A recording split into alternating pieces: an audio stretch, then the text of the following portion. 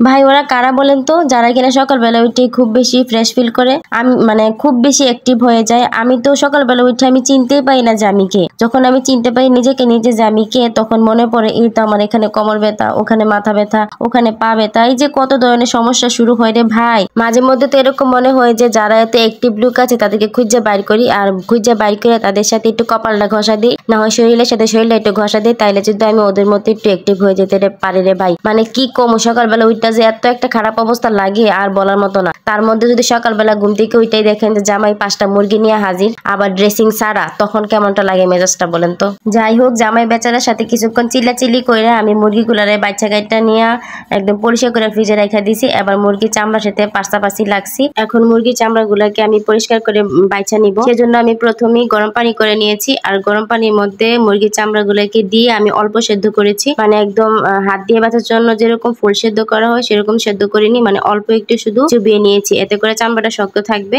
আর এই মুরগির ইয়াগুলো একদম উঠে যাবে।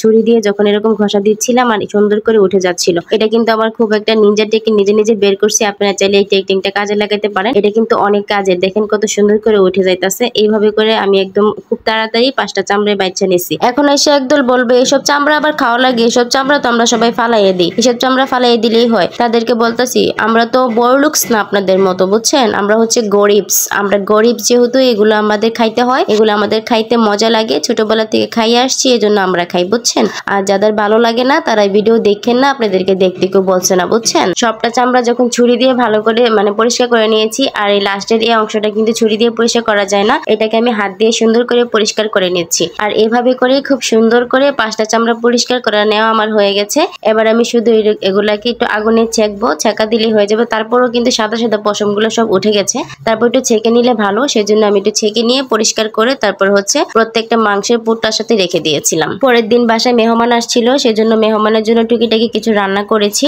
আর এখানে সালাডটাকে আমি সুন্দর করে ডেকোরেশন করে নিচ্ছিলাম। শসাগুলোকে সুন্দর করে প্রথমে ছুলিয়ে তারপরে হচ্ছে কাঁটা চামচ দিয়ে এঁকে নিয়েছি, আর এটাকে একটু বাঁকা শেপ করে কেটে নিয়েছি, নিয়ে এভাবে একটু লম্বা লম্বা হয়েছে। আর মাঝখানে হচ্ছে শসা আর টমেটো দিয়ে সুন্দর করে সালাদ করেছি, করে তারপর উপর দিয়ে লেবু আর কাঁচামরিচ দিয়ে সুন্দর করে ডেকোরেশন করে দিয়েছি। আর এদিকে আমি পোলাও, গরুর মাংস, ডিম ভুনা আর হচ্ছে সালাডটা তো দেখলেনি, আর হচ্ছে রোস্ট করেছি, আর হচ্ছে এখানে কই মাছ ভুনা করেছি, পাবদা মাছ ভুনা করেছি, আর হচ্ছে মাছের ভর্তা করেছি। অল্প একটু আয়োজন করলাম। আর এদিকে সবকিছু রান্না বান্না শেষ করে তারপর হচ্ছে ঘরটাকে আমি সুন্দর করে গুছিয়ে নিয়েছিলাম। সবসময় মেহমান আসলে আমি যেটা করি, রাতের বেলা বিছানা চাদর টাদর সব পেতে রাখি, মানে একদম গুছিয়ে রাখি, কারণ মেহমান আসলে সকাল থেকে অনেক কাজ থাকে, তখন আর বিছানাপত্র ঘর দর গোছানো তেমন একটা টাইম পাওয়া যায় না। সেজন্য রান্না বান্না শেষ করে আমি আর একবার ফিনিশিং টাচ দেই ঘরে, একদম ঘরটা গুছিয়ে ফেলি। তো আজকের আমার ভিডিওটা কেমন লেগেছে সবাই জানাবেন। আর এটা কিন্তু আমার এই পেজের ফার্স্ট ব্লগ। তো আজকে আমি এখানে বিদায় নিচ্ছি। সকলে সুস্থ থাকবেন, ভালো থাকবেন। আল্লাহ হাফেজ।